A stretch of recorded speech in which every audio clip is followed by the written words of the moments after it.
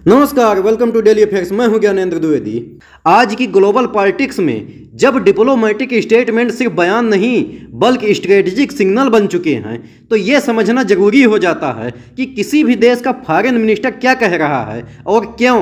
भारत के external affairs minister doctor S Jaishankar का एक statement US was in United states सिर्फ वर्ड्स का जुगलबंदी नहीं बल्कि एक गहरी स्ट्रेटेजिक थिंकिंग, स्ट्रांग मैसेजिंग और सॉवरेन फॉरेन पॉलिसी का क्लियर इंडिकेशन है। जब इंटरनेशनल प्लेटफॉर्म्स पर भारत की पोजीशन इतनी असर्टिव हो जाती है कि वो ओपनली अमेरिकन प्रेसिडेंट के क्लेम को चैलेंज करता है, तो ये बताता है कि भारत अपनी जियोपॉलिटिकल कैलकुलेशन अब किसी और की कन्वीनियंस से नहीं बल्कि अपने नेशनल इंटरेस्ट के बेसिस पर कंडक्ट करता है। ये कमेंट आया था डोनाल्ड ट्रंप के उस क्लेम के रिस्पांस में जिसमें उन्होंने कहा था कि अमेरिका ने इंडिया और पाकिस्तान के बीच सीज फायर में मेडिएशन रोल प्ले किया है।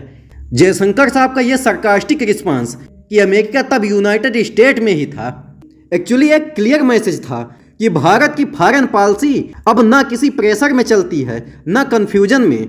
ये उस भारत की लैंग्वेज है जो सेल्फ रिलायंट है, स्ट्रेटेजिकली अवेयर है और किसी भी सुपर पावर के साथ आंखों में आंखें डाल के बात करने की कैपेबिलिटी रखता है।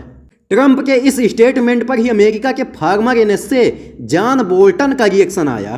ट्रंप बीइंग ट्रंप, ये स्टेटमेंट काफ़ी कुछ कह देता है क्योंकि ये सिर्फ ट्रंप के अनप्रेडिक्टेबल पॉलिटिकल बिहेवियर को रिफ्लेक्ट नहीं करता बल्कि ये क्लियर करता है कि इंडिया की राइजिंग पावर्स को किसी थर्ड पार्टी की गारंटी या इंटरफेरेंस की ज़रूरत नहीं है। जयशंकर साहब का रिस्पांस ग्लोबल लेवल पर यह इस्टेब्लिश कर चुका था कि इंडिया अपनी बॉर्डर्स, सिक्योरिटी और डिप्लोमेसी के मामले में कंप्लीटली इंडिपेंडेंट है। लेकिन यह बात सिर्फ यहाँ तक लिमिटेड नहीं रही। भारत की स्ट्रेटेजिक ऑटोनॉमी अब सिर्फ वर्ड्स तक नहीं, पॉलिसीज और एक्शन में भी क्लियरली दिखाई देती है। जब एस जयशंकर ये कहते हैं अगर टेररिस्ट पाकिस्तान में हैं तो हम उन्हें वहीं मारेंगे, तो ये कोई इमोशनल रिएक्शन नहीं बल्कि एक well thought out strategic doctrine का पब्लिक आर्टिकुलेशन है।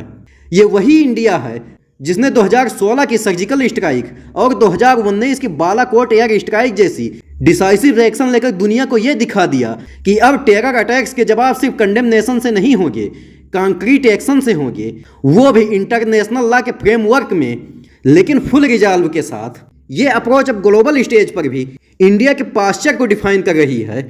मिनिस्ट्री ऑफ एक्सटर्नल अफेयर्स ने रिसेंटली ये क्लियरली बोला कि अब वक्त आ गया है कि पाकिस्तान को उसके 40 सालों के क्रॉस बॉर्डर टेररिज्म के लिए अकाउंटेबल बनाया जाए। भारत की यह डिमांड सिर्फ इमोशनल अपील नहीं है बल्कि डॉक्यूमेंटेड प्रूफ्स, डेटा और इंटरनेशनल रिपोर्ट्स पर बेस्ड है, जो इंडिया यूएन या फिर टीएफ, G20 जैसे फोरम्स पर बार बार प्रेजेंट करता आ रहा है।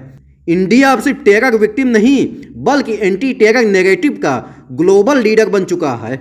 इसी कॉन्टेक्स्ट में जब एस जयशंकर जर्मन एमपीज के साथ मीटिंग करते हैं और ये स्टैंड सामने रखते हैं कि टेररिज्म को किसी भी जस्टिफिकेशन के अंदर हाइड नहीं किया जा सकता, चाहे वो रिलीजियस हो या पॉलिटिकल हो, तो ये दिखाता है कि भारत सिर्फ अपनी टेरिटोरियल इंटीग्रिटी को प्रोटेक्ट नहीं कर रहा बल्कि ग्लोबल सिक्योरिटी आर्किटेक्चर में भी एक डिसाइसिव रोल प्ले करने के लिए रेडी है।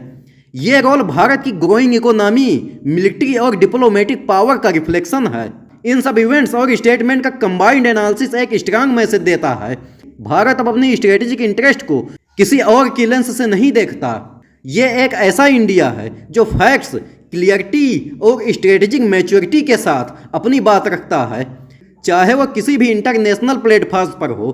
इंडिया के लिए अब कोई फॉरेन लीडर या पावर उसकी डिप्लोमेसी का एक्सेस नहीं है, उसका एक्सिस है नेशनल इंटरेस्ट और उसे ड्राइव करते हैं डेटा, डिटर्मिनेशन और क्लियर पॉलिसी। यही है टुडेज इंडिया की असली फॉरेन पॉलिसी आइडेंटिटी।